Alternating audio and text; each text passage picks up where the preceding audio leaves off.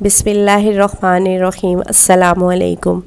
ایک شخص ابراہیم بن ادھم رحمہ اللہ سے بحث کر رہا تھا کہ برکت نام کی کوئی چیز نہیں ہوتی۔ ابراہیم بن ادھم رحمہ اللہ نے کہا، تم نے کتے اور بکریاں دیکھی ہیں؟ وہ شخص بولا، ہاں۔ ابراہیم بن ادھم رحمہ اللہ بولے، سب سے زیادہ بچے کون جنتا ہے، کتے یا بکری؟ وہ بولا، کتے۔ ابراہیم بن ادھم رحمہ اللہ بولے، تم کو بکریاں زیادہ نظر آتی ہیں یا کتے؟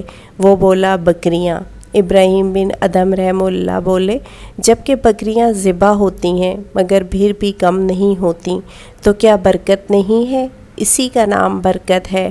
پھر وہ شخص بولا، ایسا کیوں ہے کہ بکریوں میں برکت ہے اور کتے میں نہیں؟ ابراہیم بن ادھم رحمہ اللہ بولے، بکریاں رات ہوتے ہی فوراً سو جاتی ہیں اور فجر سے پہلے اٹھ جاتی ہیں۔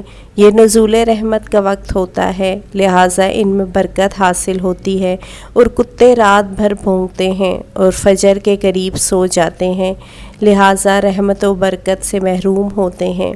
پس غور و فکر کا مقام ہے۔ آج ہمارا بھی یہی حال ہے۔ ہم اپنی راتوں کو فضولیات میں گزارتے ہیں اور وقت نزول رحمت سو جاتے ہیں۔ اسی وجہ سے آج نہ ہی ہمارے مال میں اور نہ ہی ہماری اولاد میں اور نہ ہی کسی دوسری چیز میں برکت رہی ہے۔ ذرا سوچیں۔